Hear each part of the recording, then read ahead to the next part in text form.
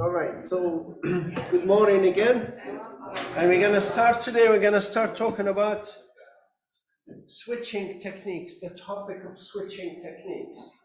And switching techniques, what we mean by it here is when they used to use switches to move information around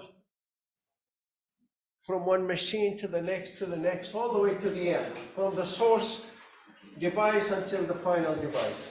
It's used in the older telephone networks, then evolved into being used onto the modern computer data networks. So there are two methods in use today in computer networks, two different methods. One is known as the datagram switching techniques, and one is known as the virtual circuit switching technique. You need to understand those, how they both work. They form some basic foundation of how information is moved on computer networks. I'm going to explain them today. But before that, these two modern techniques, I'm going to explain the two older techniques where they evolved from. And the oldest technique is a technique that was used or used to be used by telephone companies in using the telephone networks, communication telephone networks. And the technique is known as the circuit switching technique. So this is the first technique we'll look at, circuit switching technique.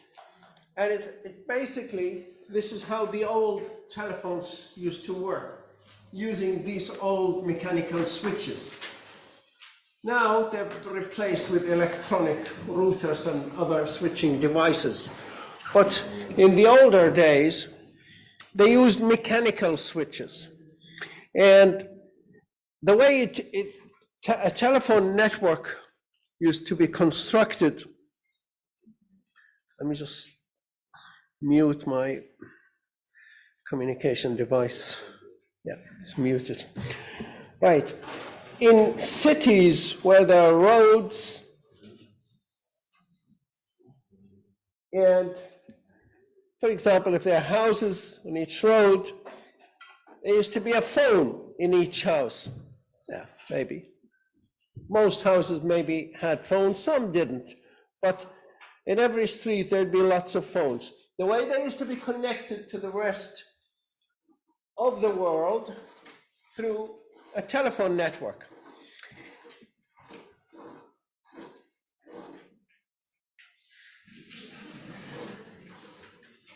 Sisi.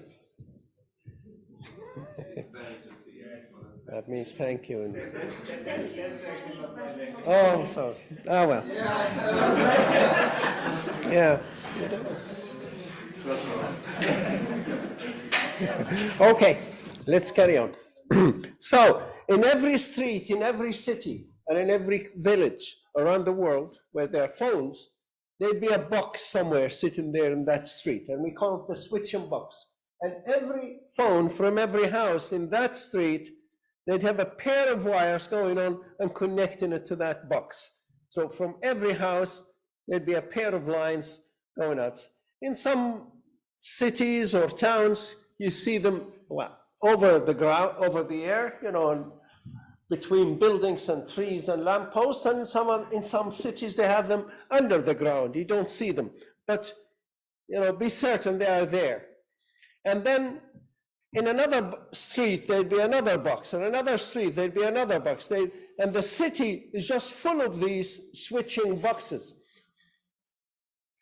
And they'd be similar. On every street there'd be a number of phones, and each phone or every phone is connected with a pair of wires to the nearest switching box. And that box is connected to many other boxes in the town or in the city with another pair of wires, and so on. So this goes on all around every city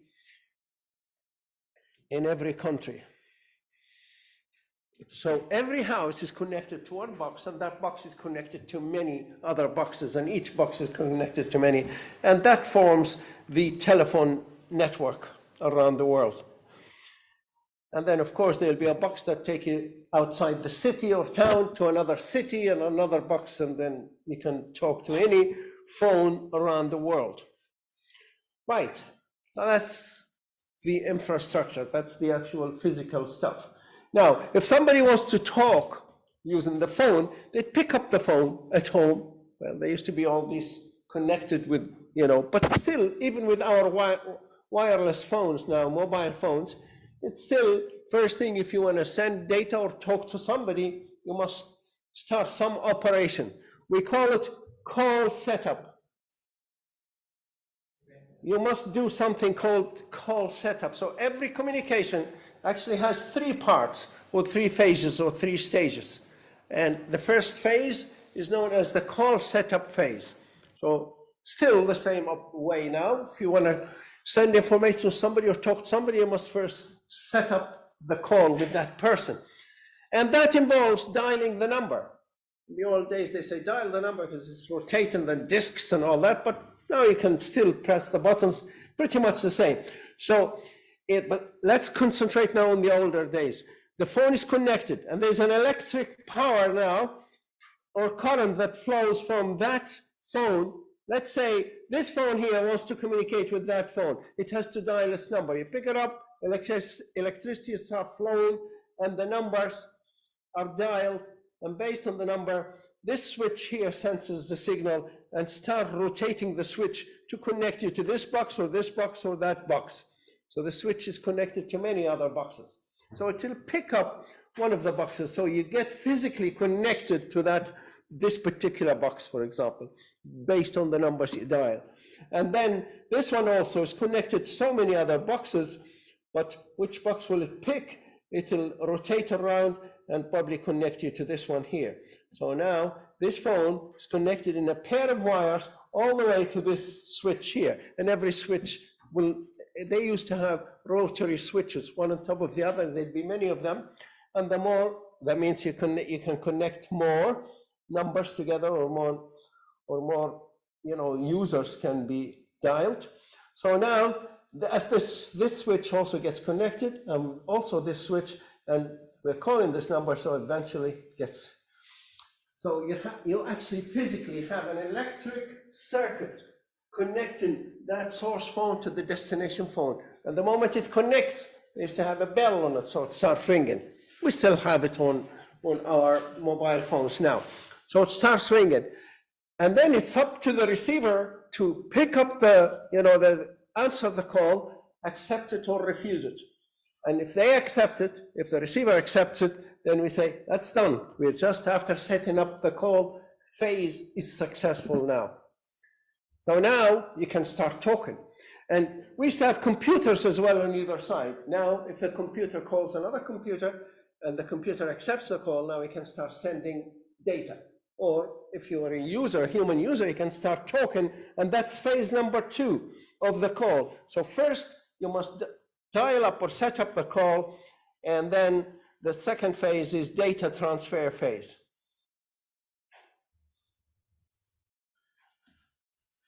Right, so that's stage number 2.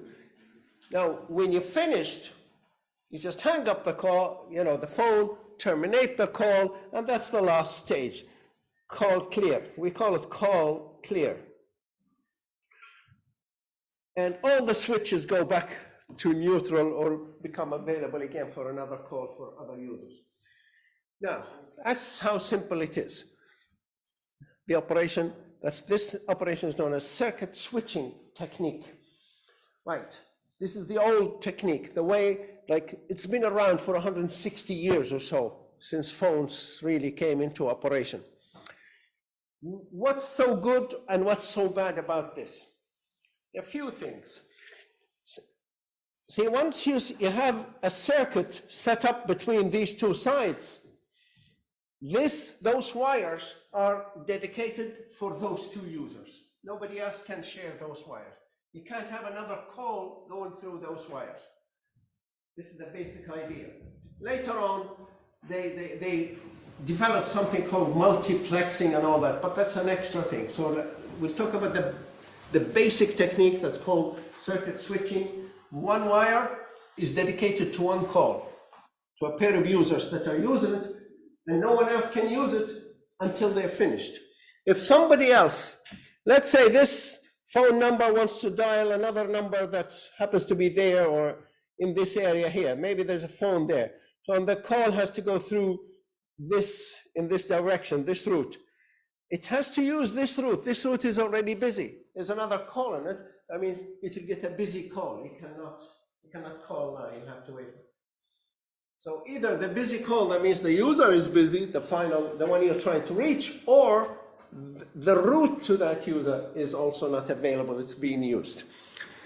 So from that perspective, it's not very efficient. Like you need lots of wires going between even two switches to allow multiple calls to go at the same time. But that was the basic idea. The other problem with it is that because this is an electric circuit, and you know in an electric circuit, if it gets open, if you get a loose wire, you lose the call. The whole communication is terminated and you need to start another one. So it's not flexible with routing. You get the route is set up before you can send information or talk, and that's a bit of waste of a time as well. Remember, if you want to send data, at today's rate, if you want to transfer data, it might take you only about 10 seconds to transfer a file, or even less. But to set up the call, especially with these mechanical switches, and if there were so many switches involved between you, like you're calling somebody in Australia and not in Sydney, it'll be in some tiny village somewhere far away from Sydney, there'll be so many switches involved. It might take up to 30 seconds to actually reach that point mechanically and, going from one switch to another. So it has this call setup. So one of its disadvantages is the actual, setup part of the call, the time it takes. There's some kind of delay. But once you get connected, you have the full capacity that those wires can provide. And that's the maximum speed you can ever have, because nobody's sharing that circuit with you. Those wires, if you have a transmitter, if the transmitter can transmit 10 million or 100 million bits per second, it's all yours. No one else is sharing it with you. So be careful with dedicated, and the opposite of dedicated is shared lines. You can have a network where you can have your own dedicated line if you make a call, or another network that you are sharing the line. Which one is better? Dedicated always gives you the best quality because you have all that capacity all to yourself. But it's very expensive. Like sharing, when we say you share a line with other users, it can mean 10,000 other users sharing one line, where you can actually send 10,000 calls on the same line, and it should work. So which one is better? Obviously, again, it depends on what your requirement is, but circuit switching is no longer we no longer want the dedicated lines because they're way too expensive, and we are able to have much better way of sharing. But this is the old technique, and the first technique known as circuit switching. Now, let me talk about the other technique, another old technique. This used to be used by the telephone companies. Now I'm going to tell you about when computers started back in the 50s and 60s. They started communicating in the 60s of last century, about 60 years ago. We started computer communication. So these programmers and computer companies, they set up their own way. They wanted to do their own communication. They weren't good at it at the start because the way they started first, they started using a technique called message switching. So this is technique number 2, message switching. It's not used anymore, but you need to know it in order to know how things work today. It's very basic again and very simple. If you have a computer, you have a file, you want to send it, just get yourself a transmitter. Let's say you want to send this across a country to a number of cities. from one to the next, or one country to the next. You want to send something from here to Greece. You're going to transmit it to Britain, France, Rome, Italy, and then Greece eventually. So you need a transmitter and a receiver, in intermediate receivers. So there'll be a number of computers along the way, and then until eventually you get to the final. So we want to send the file to this machine. So the way they had it, very simple. You have a transmitter, radio transmitter or electric transmitter, doesn't matter. A transmitter that can send a signal, and the signal is sent to this machine, and the file can be big. So this machine needs to be able to store it. And in the old days, back in the 60s and 70s, they didn't have hard disks. They didn't have floppy disks. They didn't have USBs. They didn't have nothing, basically. They had tape recorders. Those tapes, the little magnetic tapes, because they were already there. The technology was already there, so they started using it. So you read the file from here, receive it, and store it onto a tape. When it's fully received, you finish, switch off with that machine and start sending it to the next machine. And we do the same thing and save it onto the next machine. Later on, let's say we got hard disks, so it got a little bit faster. And then when you finish with this one, you transfer it to the next machine. So that file is saved onto what we call external storage devices, not in main memory. Main memory, as you've already done last semester, or you'll do this semester, if this is your first semester, main memory is just electronic switches, electricity, electrons flowing through wires, and they go pretty fast. They go at more than 2/3 the speed of light. But in this case, we have to store it. We have to actually write the information or save the information onto a tape, and that's a very slow operation. Eventually, and also, while you're receiving the information, you're checking it for error. And let's say you got one bit that got an error. You cancel the whole file, and you start transmitting it again from the last receiver. So if this guy is receiving, while it's receiving, it's doing error detection. And if it detects an error, it say, oh, sorry, we have to cancel this, go back, start again. So you start transmitting it again. It might take 3 minutes or 5 minutes or 10 minutes to send a file. It can be even longer from one machine to the next. Now we have lots of machines, so it can take hours actually to transfer a file from this point to this point. Eventually this guy here will get the file, eventually. So it used to be a real slow operation and requires a lot of external storage for these machines. That's how computer people, they didn't want to use the old telephone systems. They used this technique, but of course it wasn't successful. And then somebody came up with this idea. What's delaying things here? What's making things so slow? It's those external storage devices, the tapes and hard disks, and all these devices are mechanical devices. And no matter how fast mechanical devices are compared to electricity or electric, flowing electrons, they are extremely slow. It's like, flying at that speed in a rocket to the horse cart, the ratio between the differences in speeds.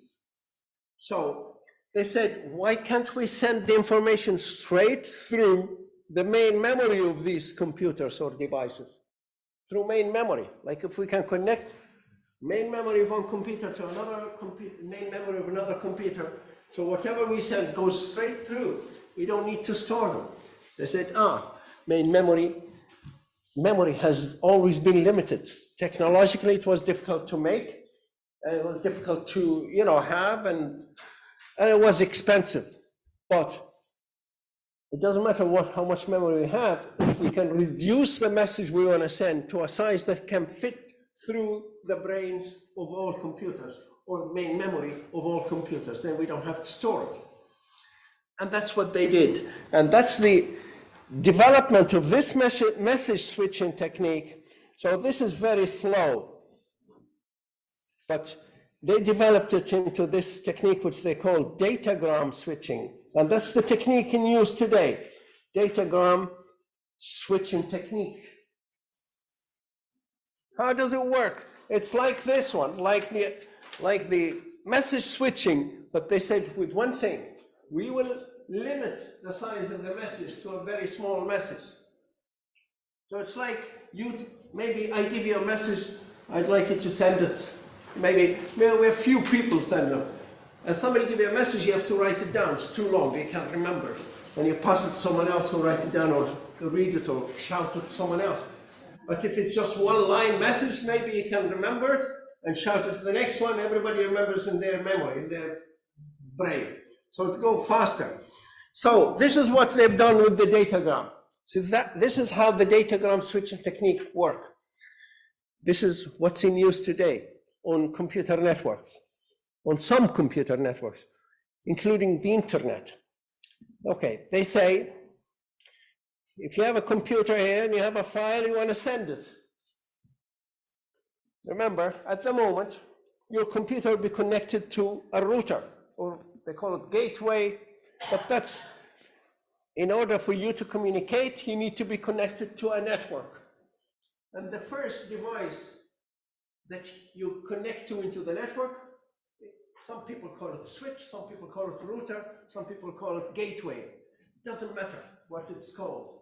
It's a router. It takes information from you, and it's like a switch. The switches in the telephone system, they'll forward it to either of the other switches or other routers until it gets to the final destination. So this router might be connected to many other routers. They're just like the switches in the telephone systems, and they're all connected together somehow.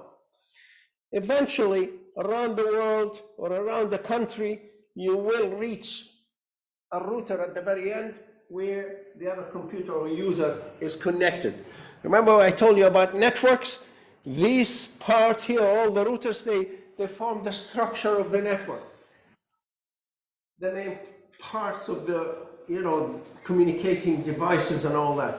And the users are usually connected to these users on to these routers on the outside. So that's the way we always draw them. The users are on the outside. Inside, you get the actual devices that form the network. So there might be many computer devices connected through a number of routers. And all around the world, it's just full, just like the telephone network it used to be. Now we have electronic devices that are like switches. These are switches or routers, we call them routers. And users are connected to those routers. So at home, when you go, you have a place or a house and you ask to be connected to the internet, they get you a wire or connection that actually goes to a router. They might call it a gateway, they might have another name for it, but it's a router. So it gets there, and once you have that connection can be wired or wireless, but it's a connection. So if you have it wireless, don't say, oh, I have no connection. No, you have a connection, but it's a wireless connection. Without a connection, there'll be no communication. If a device is not connected to a computer network or a data network or a communication network of any sort, that device will not be able to communicate. So you need to be connected, either with wired link or wireless link. Now, this is the major difference, and this is the big difference that made communication so fast and facilitated the advancement in communication, is when they said, okay, any message you want to send, it has to be small. And therefore, if you have a file to send, break it into small sections. We know them now as packets, but at that time, they called it datagram, because at that time there used to be something called telegram. That's a short message, you can write it and bring it to the post, and they charge you per word. A long time ago, before your time, guys. But because of that, they called these datagrams. So you break your message into a datagram, whatever, enough size that will fit through all memory of all the machines that it's going to go through. Usually maybe about 300 bytes, 300 characters, maybe 1,000 characters. And now it grows up to even, thousands of characters each packet. But let's just take 1,000 byte, for example. So now we break our file into small packets. Now, when we send them all, for example, to this guy here, we want this guy, when receiving these packets, is to make sure they are put in the right order. Sometimes they may not arrive, or to be checked for errors or something like that.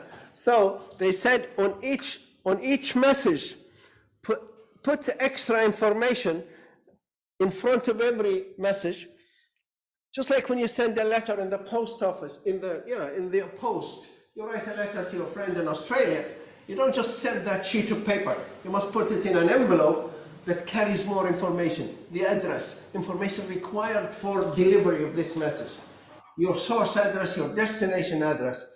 Here, you need also to give maybe a packet number. So we took a file, we broke it into 50 smaller sections. So we number them with sequence numbers, 1, 2, 3, 4. So eventually when they're received at the end, the receiver puts them in the correct order. Also, in the header here, we have a source address, who the sender is, and destination address. So every packet will have this information. At least there's more information, but for now, these are the important 3 pieces of information. Every packet you send, you stick on the front of that packet more information, and you transmit it with the packet. That's source address, destination address, and sequence number. So as these routers are computers, each one of them has a CPU and has programs to run. So that's it. You break this message into packets and start transmitting them to the router. You don't ask the router, can I send it? No, just send it. Switch the sender, and the sender starts transferring the data. This router now will start receiving the packets. Each packet, it will open every packet and say, okay, open the header. It doesn't need the information inside it, it doesn't care. Just like the post office. You post a letter now to your mom in India, the post office here in Ireland, they don't care about what you write, they probably can't even read it, but they look at the envelope and say, oh, the address. And they're not interested in the name of who is it's going to, or any other piece of information, what street. They're not interested in one place, India. That's the only one, the item there, or Australia. And then they say, all right, where is the best way are we connected to this location, to this destination? If we are directly connected, we'll give it to them. If not, we'll then see what direction should it go. And the post people here will say, oh, Australia, we don't have a direct connection, we don't have a direct flight to Australia. We'll look for any flight going in the direction of Australia. Say, oh, London. Stick it onto a flight to London, and maybe in London they'll find a flight that they put it onto Australia. That's how it works. So this guy opens each individual packet, this router, and say, right, I don't have a direct link with this destination address. And the destination address is usually an IP address. We'll talk about IP address, but it's an address just like your phone number, the telephone number, that's unique worldwide. If you want to call a number in Australia, there has to be a code for Australia and a number, and that entire number is your identification of that phone in Australia. It has to be a unique number. Computer networks, every computer that communicates and every printer that's connected to the network has a unique number. And it's called the IP address. So that's what, when I say source address, that's what I mean. Your IP address as a sender, and the destination address is the IP address, unique address of this computer you're sending the message to. In fact, you can be sitting here and you send a file to print it in a printer in China if you want. From communication point of view, there's no problem. You may not be allowed for other reasons, but as far as communication, as long as you have the destination IP address, you can send a message to that device. Now, so this guy is going to get lots of packets. And this is what the router does. We'll study later on how routing is actually performed. But for now, very simple. Let's say this router say, right, I'm looking at this address. Here's the address. Let's say B, right? Let's say user A is communicating with user B. B is being an IP address. So to look at this address, say, I don't have a direct connection, but I'll either send it that way or this way. I think this way is faster. maybe this line is busy. There's a lot of communication going this way. It's a little bit slow, so I'm gonna transfer it this way. So you get packet number 1, packet number 2, 3, 4, and start sending them to the next router. And every router does the same thing, receives a packet through memory. Now, it doesn't store anything on hard disk. Every router will have main memory. Main memory is an electronic storage kind of space, but it works at the speed of electrons, so fast. Information comes in a millionth of a second, reads it in another millionth of a second, and in the third millionth it will forward it. So information can happen so fast. So it goes, this router will look at this packet and say, oh, you're not one of my immediate users, but I'll forward you this way. And they keep going, flying from one router to the next, until you get to a router and say, I know, you are destined to one of my direct, users. That's user B. So it will be forwarded to user B. So user B will get the packet as it is, complete with the header, with the extra information that are not really part of the message. Right, but it could be a long file that you send 100 or 200 packets this way, and then whoever was talking on the other line, they finish communicating on this direction. So this line becomes available and faster. So I say, all right, I'm going to send the rest of the packet this way. So maybe packet 1 and 2 go that way, packet number 3, 4 go this way. This is exactly, again, how the post office works. If I send a letter to Rome, for example, to a friend of mine in Italy, the guys here at the post office say, we have a flight to Italy, let's send it direct. Tomorrow I send another letter to the same person. They say, we have no flight to Rome today, let's send it to England. So it goes to London, and from London it goes to Rome. And then the following day there may be a strike in London, and we don't have direct flights, so they say, let's send it through Madrid or Paris. So the same letter from the same source to the same destination, the next letter can go in a completely different route. So routing is very flexible. As we noticed earlier on, when using the circuit switching, using the telephone, once you get connected through these switches and you start your call, you cannot change it.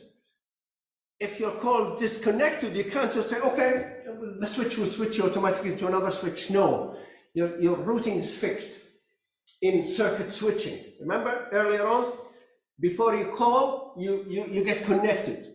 In fact, you get a route set up for you, and you cannot change it. With this datagram, there is no route set up. Always think of the post office, and anytime I ask you about the datagram, think of the post office. This is how very close to the operation of the post office. You send a letter every day. You send one letter to your friend in another country. It doesn't mean because it's from the same sender to the same receiver, it will always follow the same route. It might follow the same route, but it might not. It might go in different routes based on, so many things, delays or availability or whatever. So the point is, packets might end up going, so this router, I got packet 1 and 2. It might say, okay, I'm sending packet number 1 here, and suddenly it notices a delay and say, well, I'll send packet number 2 this way. So they can go into so many different routes. Eventually, they get there, but sometimes some packets get delayed and others, the recent packets arrive earlier. So your packets might arrive out of sequence or out of order. Like instead of receiving packets 1, 2, 3, 4, 5, 6, it might receive 1, 2, 5, 6, 3, 4 out of sequence. And it's up to the receiver here to order them, put them in the correct sequence, and then get rid of those extra packets that were the headers that were added in by the sender because they are not part of the message. Finally, it's like when you receive a letter from somebody sending you a letter and putting it into an envelope, you tear up the envelope, throw it away. You're looking at that, especially if you're receiving a check, money from, say, insurance company or from friend, and it's in an envelope, you tear up the envelope, throw it away, and you're just looking at the check to make sure it's paid or it's in your name or whatever. So that's what's important. The addresses and all that, They're extra weight, extra cost that we have to carry it and we have to transmit it with every packet. Are you with me? Yes. Yeah. Looks like you're dreaming away. Stay with me, we're nearly there. No, a packet is, we said if we here want to send a file, we have to break it into smaller units. These are parts of the message. Like even when you talk on your phone, now they use datagram. Even your conversation is, translated into ones and zeros into data. It's broken into smaller units and they're sent over. And at the other end, they're connected together and replayed for the receiver. But here you can maybe store, maybe the receiver here downloading the file. Say if you're downloading a music from somewhere, that's what happens to that music. You get onto a server and you say, I want to download that piece of music or song or whatever it is. It's a file on some hard disk somewhere. The server there will take it out, break it into pieces, put your addresses and put sequence numbers and give them to the nearest router, and they go to different routes. Eventually, your computer will get them, will get rid of the headers, order the correct packets, and store it onto your hard disk. All this happens in the background. But the thing about these is that no information in the network is stored onto any tapes. We don't need any tapes or hard disk. Everything, all these packets are reasonably small that they will go through main memory of each router. And from one main memory to the next main memory, it's all electronics. And electronics travel at more than 2/3 the speed of light. So you send a message from here to Australia, it will get there in less than 1/4 of a second. That's enough, maybe 100th of a second or so, 1/10 of a second. So that's how fast. This is really the breakthrough that made communication so extremely fast. So in this case, router is the one which is doing all the work, right? Yeah, all these routers or switches or whatever we want to call them, they have a CPU, they are computers. They have CPU, they have memory, they have incoming lines, they are connected to some other routers on this end and other routers on the other end. It's just routers are like an airport. If you were traveling and if you were the packet as an individual, you go from here to London, that's your kind of a router, and it connects you to Rome. If you take the other link, it'll bring you to maybe, I don't know, Stockholm, or you go to another one, you get to Bonn, you go to different cities. But that's what a router is like an airport. You need to go there, and there's somebody that sources it. Oh, you go to gate 22. Oh, you go to gate 15. And that depends on your final destination where you want to go. The router doesn't compact it out. He said it does all the work, so I was just saying the computer itself compacts it though. Like the router doesn't. Well, it does the routing part. Just finding out very little processing. We will do routing, and this operation is called packet forwarding. I mean, it looks at the packet, the address, and it has a list of all addresses. And say, okay, for this address, put in line number 2. That's all. It puts in line number 2, and the transmitter will start transmitting them. If the transmitter is busy, it goes in a queue inside the memory, and they'll be transmitted. So don't worry about the routing. We'll get down to later on to how does a router know which route to go to follow. But for now, just get the overall switching. This is what happens. So this technique, guys, has many advantages. First, compared to the circuit or datagram earlier we looked at, it's a lot faster. Instead of hours, you can deliver the same data in less than a second instead of hours, and that's really the breakthrough using this technique. And this is the technique that's used by the internet today. And this technique has flexible routing. So if you start sending your message this way, and then for some reason that becomes sluggish, and there is a faster way, the router will switch automatically. It's flexible with routing. It has kind of some, and also the advantage, it doesn't have to do any call setup. I mean, especially if your message is very short. You just want to send the word hello, to your friend in Australia. If you want to use the previous technique, first you must call that friend, send a call, wait for the response, and then send the hello, and then close. With this one, no, just put the word hello in a packet and send it. One single packet will get there in less than 1 millionth of a second. So it saves a bit of time at the start. Now, and if this link breaks, we're sending a message this way, and eventually this link broke for some reason. Remember with the circuit switching, we said if the link breaks, your call is terminated. With this one, your call is not terminated. This router, instead of sending packets this way, it will find another router and send them through another router.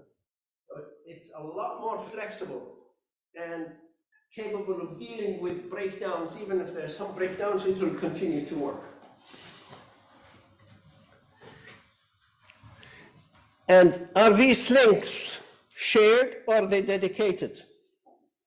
These are shared.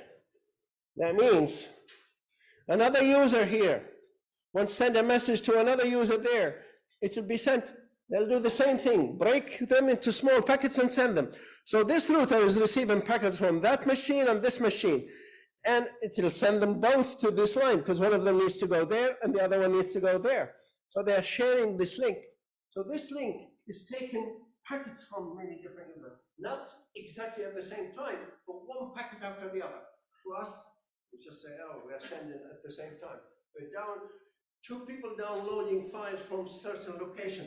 The packets are coming along the same links. The packets will go one after the other. The router will put them in a queue. Oh, another packet, put them in the queue, and keeps going. The transmitter just sending at pretty high speed. So, even though they're not going simultaneously, they're not being transmitted exactly at the same time, one after the other, but because they're so fast, you know, these lines are shared. And there is no limit on the sharing. If you had 10,000 users on this side, sending messages to 10,000 users in the network, all their data will be, you know, transferred on the same links. And this can be a problem for this network. There is no limiting to the number of people who can use it. And that's the datagram switching technique. If they're shared and maybe about 8 to 10,000 people normally can use a line. But if they all use it at the same time, or if we get few extra people that want to download especially lots of data like videos or something like that, then you'll start noticing a delay. Because each link has a certain capacity. Let's say 100 million bits per second. If there's only yourself, it's all going to be yours. But now if you have 10,000 users, other people sharing it, it's going to limit how much you're going to get out of that line.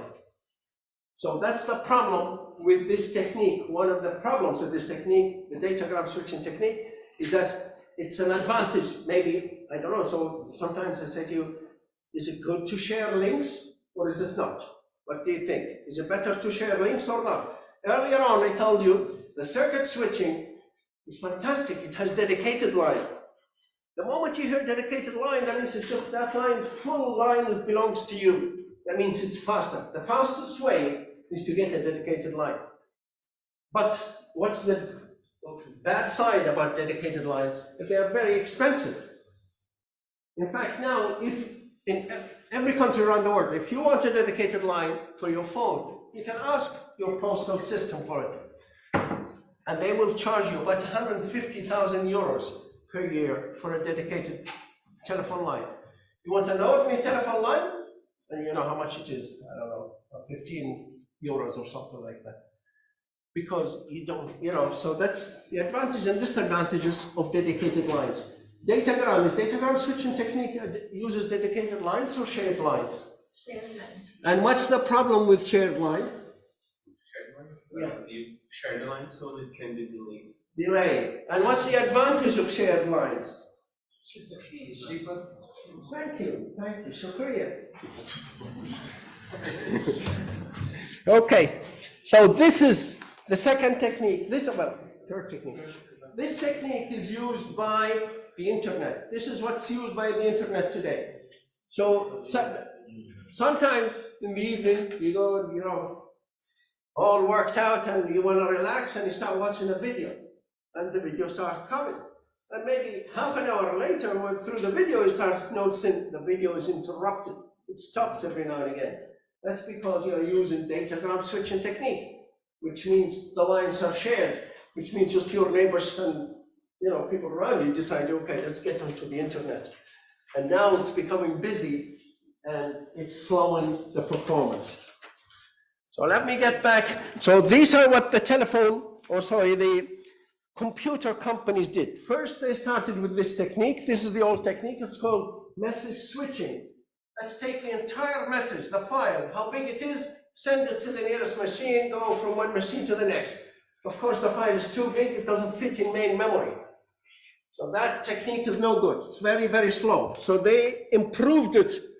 And the major improvement is limiting the size of the message. So if it's a big message, big file, break it into small units. We call them datagrams. And this is the datagram switching technique. And it's still in use today, and it's reasonably fast, but you can never depend on the quality of service. When I say quality, I mean speed. If you're watching a video, you might end up watching it without any interruptions, or you might be interrupted. That's called quality of service. If I ask you about quality of service, in this technique, don't say it's bad. It's not bad, but it cannot be guaranteed to be good. It can be good. If there's nobody else using the line, it's good. So be very precise that the quality of service in datagram switching technique can be good, but it cannot be guaranteed. Now, there has been a kind of competition between computer companies and computer data companies and telephone companies. Telephone companies, they say, hey, we are the communication people, you're just computer people, right? So we will take care of the communication. Obviously, there's a lot of money in it that the computer people said, no, we'll continue. So the telephone people came up and they said, okay, we have an old technique, and it's called the circuit switching that uses dedicated lines. So instead, we'll develop it to meet today's technique and amount of data and amount of communication. And the other thing you need to know, the requirement for communication is on the increase year over year over year. Every year we need humanity needs more and more communication. You think, oh, they talk a lot. No, they have robots that want to communicate together. They have cars that need to be automatically driven. Factories that work without people in them. They're all machines talk to one another. They're all computers. There is huge amount of communication, and the demand is even getting more and more. So communication is there to stay, for certain. So I mentioned the last technique now, which is called, it's a development of the circuit switching. The circuit switching is a physical, real circuit, electric circuit, connects one phone to the other with a dedicated link. So this one, they said, let's continue with the circuit, but not exactly a real circuit. So what they called it the virtual circuit. Virtual circuit. Whenever you hear the word virtual, it means almost. That's what basically it means. When you hear about virtual reality, that means it's almost reality. It's like reality, but it's not quite reality. Same as this one. Virtual circuit, it's like a circuit, but it's not quite exactly like a circuit. So what do we mean? They said, okay, now here's the new networks. They all have routers. They're all connected together. I'll have those slides on Moodle, so you don't have to draw every diagram. So I want you to understand how things work. It's better, and then you can talk about it. Right, so this is the basic of any network now, data networks. We have the infrastructure of the network in the middle, and users are attached on the outside. So anytime now we talk about networks, this is the diagram you're going to see, something like this. Even though physically they might be, spread in not such easy kind of diagram. But okay, this is now virtual circuit. They said we must do first call setup. We'll keep this call setup. But the call setup is not for a physical connection. All these wires are shared. That's something, these are key words I want you to remember. With datagram, that's the technique, it's also shared, lines are shared. This is the technique that was used by computer networks. The links are all shared.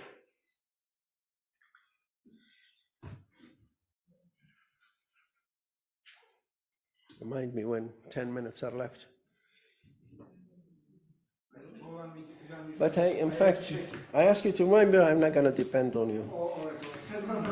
I will remind you. Okay, thank you. Right, and also with this new technique, the links are shared, not like the circuit switching. Be careful. I rarely in the exam ask about circuit switching. Circuit switching is the old telephone technique. It's the only one that has dedicated links. The rest of them, they have shared links. But don't say dedicated about, virtual circuit. It's not a real dedicated circuit. Now, but let's see how does it work. They say we need to send a call. So you have a file, you want to send it? All new techniques, they break their files into small units as well.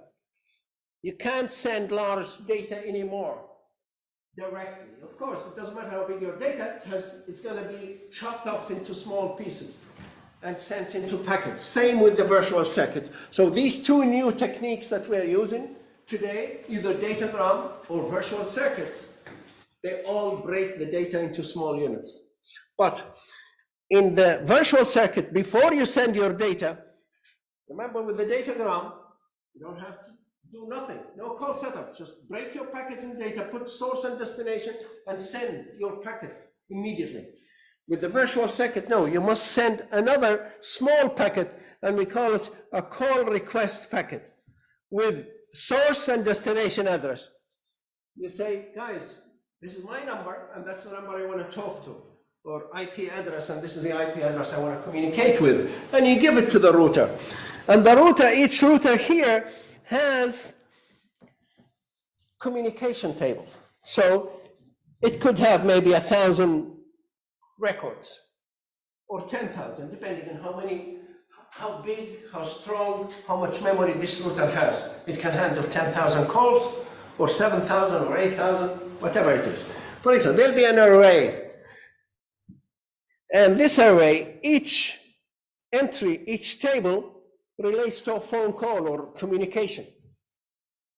So, and maybe each one of them will have the source destination, source address, destination address, and see each link onto the router, they call it port. Okay, they need to know, will I send it to line 1 or line 2 or line 3 or port 1 or 2? So these are ports or lines. So if it gets a packet from you, will it send it onto this line or that line or this line or this line? So it decides later on where it's going to be. That's like the previous one, it decides for each packet. But this one, it only now decides only for the request only. So it finds, so it says, right, I'm going to send it to that router. And it will make an entry into this table. It will look for all these calls. Let's say this is the state of each call. This is busy, there's a call here, there's a call here, but there's a free call. There's a free entry there. I can take that call. If you've started programming, you'll know on the array, this will be 0, 1, 2, 3, 4, whatever it is. Let's say it found a free channel at number 3000 or 3000 or 378. Location number 378 on the table says, okay, that's free. I'll store your information here. So it says, let's say this is user A and that's user B. So user A is communicating with user B. And now instead of free, this now is no longer free. It's a phone call, but it hasn't been fully established yet. It's been in the request state. So as a call is starting here, so it will change the entry here. And it will send, and I'm sending it to this router. I'm sending it to, for example, line 1 or 2. I'm going to send it out to line 1. And this is in my data entry is 378. So this router gets that request and looks at the address and say, oh yeah, I can transfer it to that. Or maybe it's busy, it say, sorry, I will not take your call. It will look at its table of calls, and if they're all busy, there's so many 10,000 users are communicating, or you say, I can't take your call. Please go to the next router. So it might come to this router, this one. And this router will look into its table and might find maybe location 23 is free. So I say, okay, I'll take that call here, A, B, and my location is 23 here, so I'm going to send it to this router, and it'll send the number 23 with it. So just remember now, 23 here is the number this one is using, 378, this one, and this one finds it and then finds, oh, the user is connected to me, I'll forward it straight to the user. So the user gets a packet, and that's most of the time, that's what you get on your phone. You say, oh, somebody's calling you. Do you want to accept or discard? So you can press either. If you discard, the whole thing is canceled. If you accept, then now, as you can see, the route has already been established, going this way and that way. This link is not dedicated to you. Any other calls coming in from another user, up to maybe 10,000 calls, can use that link. Now you send the accept. Let's say there's small packet again, but instead of request, you change the word accept, put the source and the destination, send it back to the router. So this router has on its table at maybe location 5, this A is communicating with B, but it was just requesting the call. It's not been set up. It's saying, no, it's officially set up. Yes, the communication can be continue, and sends it back to this one here with the number 23. And this guy will say, oh, that call request has been accepted. So here to indicate that the call is running. And then we'll send it back. Where will I send it back? It'll have those port numbers, so it'll send it back there. It gets to that point, and this guy finds 378. Okay, now if the call is going, and we send back to that user and say, your call has been accepted. This whole thing can take 20th of a second. So 1/10 of a second, or even less. It depends, but that's fast. These are computers and main memory and fast processors. So now the sender, all the sender has to do, break the file into packets and have a header on every packet, put the sequence number, that sequence, packet number 1, 2, 3, they all use sequence numbers. But will it put the addresses? No. See, this one will give you this number. The router will give you this number, 378. So that's all you write, 378. We call that the circuit number, or virtual circuit number.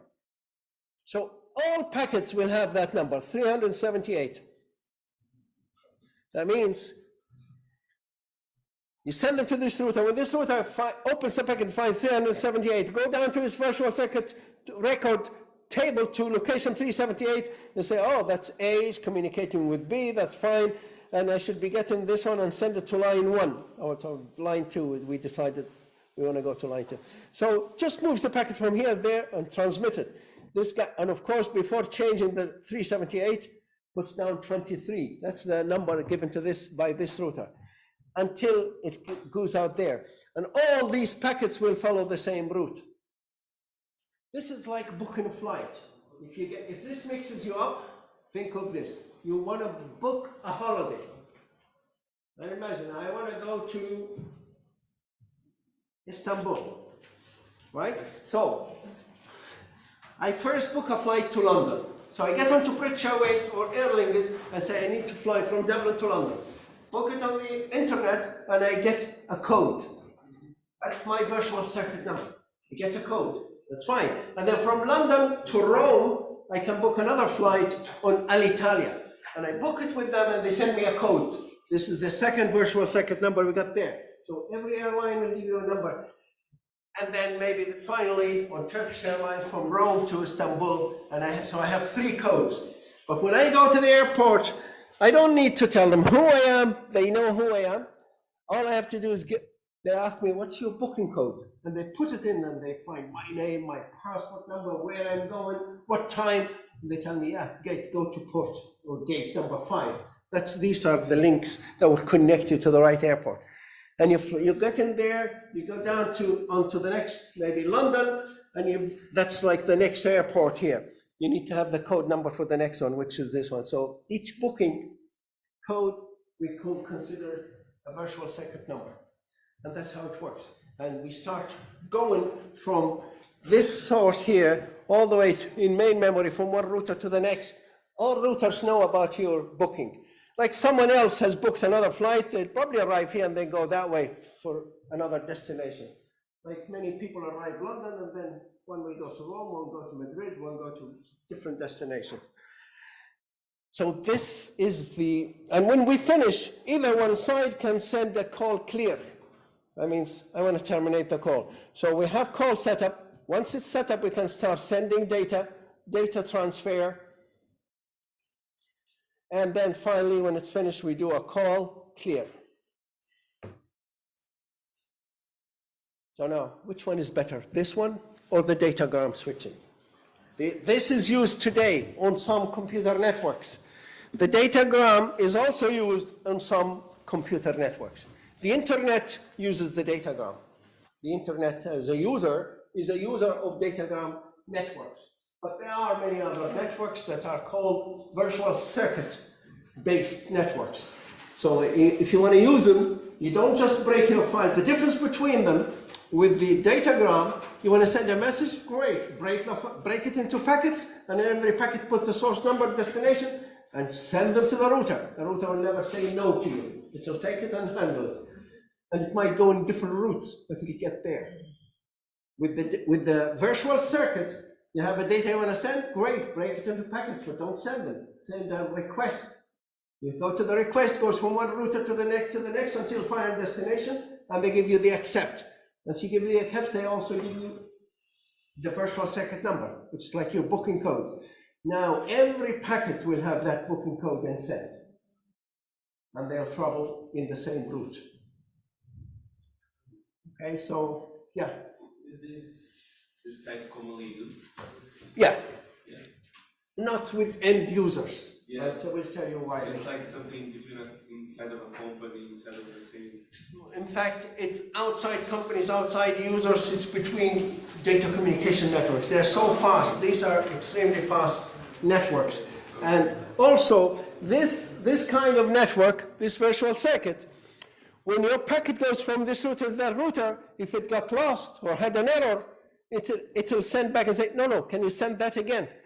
So it guarantees, it provides error detection. And eventually, when the packet gets there, it will tell you your packet has been delivered. If it got lost, it will tell you it got lost.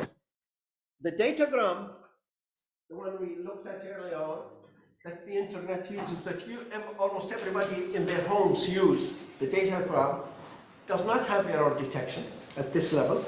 It does not have an acknowledgement. So if you send a message, like the post office, if you send a letter to a friend of yours in, I don't know, somewhere, Zambia or somewhere, and you don't know if that letter got delivered to your friend or did not get delivered with using the datagram. That's like the post office. The post office never tells you. You send a postcard to a friend, it doesn't tell you it got delivered or not. Some special post offices, the registered officers have post, but I'm just talking about the general basic service of a post system. But isn't it because of the protocols? Isn't it because of the protocols, not because of the diagrams? The other one, the previous one, has the same like secure connection. It has to inform about the... Okay, leave it. The datagram then, they cut on to this error, that the problem they have with their system, so they introduce something else, but not at the network side, at both ends. But just leave this for a second. Now, with the datagram, you send a message. There is no acknowledgement. They don't tell you the message has been received. If the user, the receiver, wants to send you a message back to tell you I received your message, that's not an acknowledgement from the network, that's an acknowledgement from the receiver, your friend at the other end, which we can build systems like that. And that's what now the internet did. At the receiver machine, you can also stick this up program there. and that will send the automatic message. But I'm talking about every technique has been improved, but I'm giving you the basic operation of that technique and the basic problems and the basic advantages. So, virtual circuit has error detection built in. Between every 2 nodes, it will say, no, there's an error. They check it. With the datagram we done earlier on that the internet uses, there's no error checking. It goes all the way to the other end. It might be full of errors. It may not. It's up to you as a user at the end to check the errors, check it for errors. But with this one, kind of, you're pretty much, we guarantee you that we deliver you out of error. Also, the acknowledgement. This technique offers acknowledgement built into it. It will tell you, sometimes it's positive acknowledgement, but also negative acknowledgement. Even if it's not delivered, it tell you, sorry, your message was not delivered. The datagram does not. So consequently, the datagram is a lightweight program. It doesn't have a lot of functionalities, which some people say, oh, that's bad. You know? This one has a lot more functionality, but it's a heavy kind of program. It needs a good, powerful machine in order for it to run. That's why this wasn't used a lot by end users. End users have always been barely having enough, power in their laptops or desktops or computer at home just to communicate. If you put this requirement onto it, it will be really, really unsuitable. It will be slow. So this one has pretty heavy requirement. It performs, it does a lot more functionality, but at a cost. That's why it wasn't successful. So for the last 20 years, there's been rivalry between computer companies that support the virtual circuit technique and datagram switching techniques that's more supported by the internet. Obviously, the internet became more successful, but that's because people were just buying the cheaper way of getting a connection to the internet. Anybody who needs good quality, they probably would not be using the internet. Last 5 minutes. Thank you. Okay, so yes. Yeah, what happens when a line is broken? When a line breaks in this call, the call is terminated, and you have to start a new call. But you can start a call and you leave it open for a week or a month. You don't have to close it. It doesn't cost any more money. But each router will know that there's a call there. Like you can start a call and not send any data. Like you pick up a phone, you call a friend and you leave the phone. It's not a good idea, but and the good thing about this, quality of service. What about quality of service for the older, well, not older, for the new datagram switching technique, the one that's used by the internet? That's, I've already told you, the quality of service is not great on that one. If you download a video, start watching a video, you might watch it without any interruptions, but probably halfway through or so, it will start, getting interruptions with the datagram. With the virtual circuit, the quality of service is guaranteed. But can we use it for the video streaming? You can, if it's available. You can choose. You say, I don't want to use you guys' datagram switching technique. I want to use this other network that's called virtual circuit. Yeah?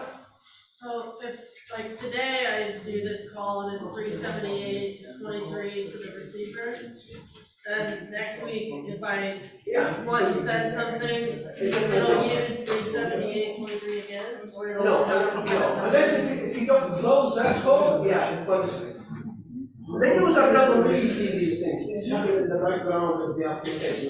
On the spot, they send a request, they get the number. And that number you keep until the call is terminated. You start another call, it will be a different number. It can't be the same, but which one is more secure? That's a good question. Which of these do you think would be more secure to communicate? Is it the datagram or the virtual circuit? Anybody wants to help here? I think it depends on the information. Yeah, let's say it's sensitive information. I don't want anybody to hear it. Which one would you use? Virtual circuits or datagram technique? Virtual, you think it's more secure? Yeah, good answer. That's not the right one. Which one is more secure of those two techniques? Datagram or virtual circuit? I can't hear you.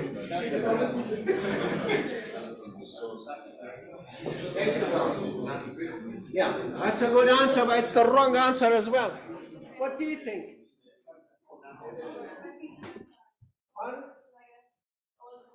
The question, which one is more secure? Yeah, she has sensitive information and pictures. She doesn't want anybody else to see them. And she has two networks in front of her. Would she use the datagram switching network or the virtual circuit networks? Virtual. It's more secure. I just want a quick answer. Is it more secure or less secure? Yeah, that's a good answer again. That's not the right answer. Anybody else has any other answer? Yeah. If you want Okay, guys. All networks do not guarantee security. There's no security of data. Anything you send, it's available. So make sure you take your own precautions. And normally, it's encryption. We'll talk about encryption in the last week, maybe. Now, none of them is secure. These two are not secure. None of them is secure. Those two techniques, there's no network, data communication network, which is secure unless they've implemented other material which is not part of the basic operation. It's like the post office. You send a letter, anybody can read it. They get it. Maybe the post people as well would read it. But if it's sensitive, like if you own a factory that manufactures, I don't know, rockets or spaceships or something, you don't send the maps through a letter through the post office. Anybody can get them, they get a copy of those maps. So same with networks. You do not send them through the networks unless if you encrypt them or take some other precaution. Okay, let's get back to this. Share the main screen.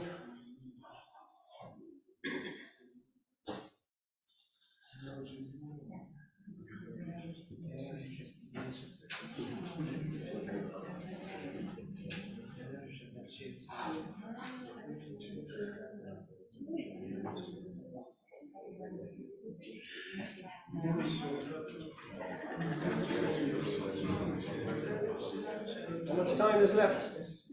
7 minutes. Okay.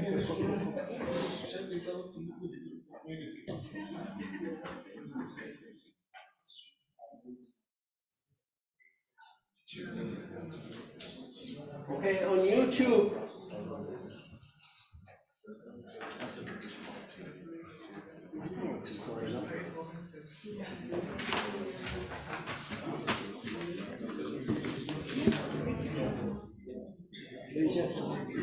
Any questions, guys? Which one will guarantee and give us a good quality of service? Datagram or virtual circuit? What do you think?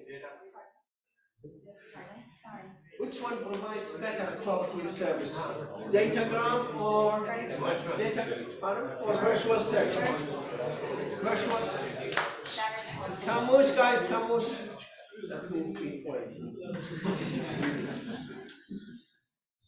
Okay, she said virtual circuit provides better quality of service. It's not very accurate answer. They both can be good. Both can provide good quality of service. The difference between them, virtual circuit can guarantee that your quality of service will continue.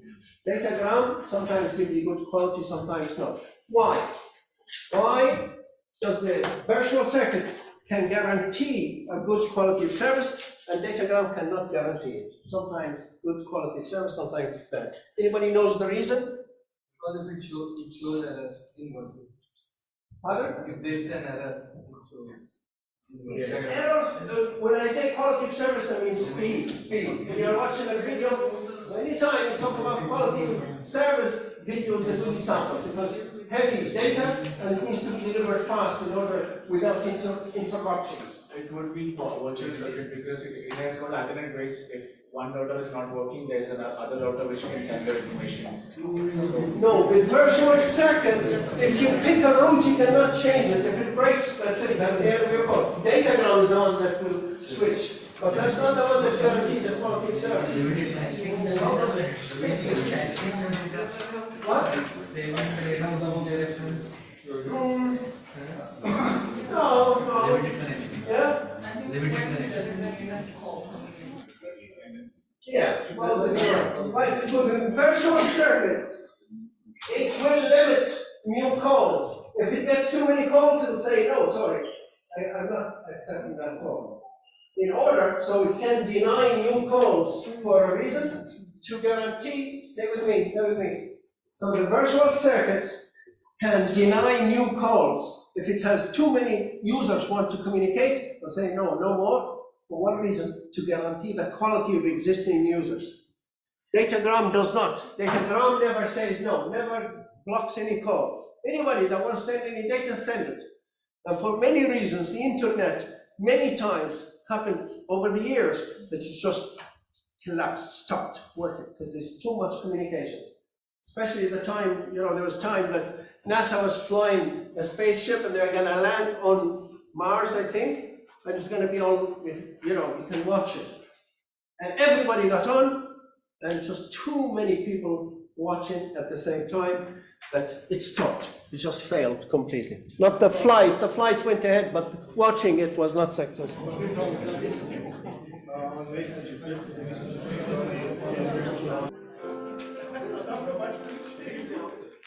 Right, so this is this circuit switching technique. This is the old technique. These are all the switches in a city. And in order to make a call, they're all connected, one to the next, one to the next. And every phone has a unique number that identifies it. And if a phone or somebody wants to call another number, that phone is going to call this phone here.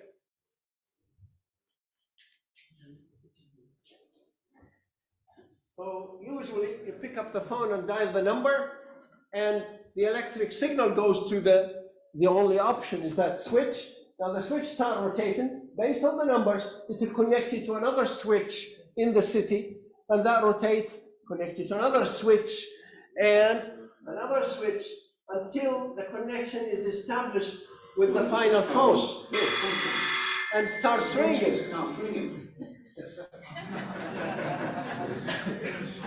And the call is not set up yet until somebody picks up that phone. Right? Once the phone is picked up, then the call is established. It's like when you accept a call, the call is accepted. Keep going.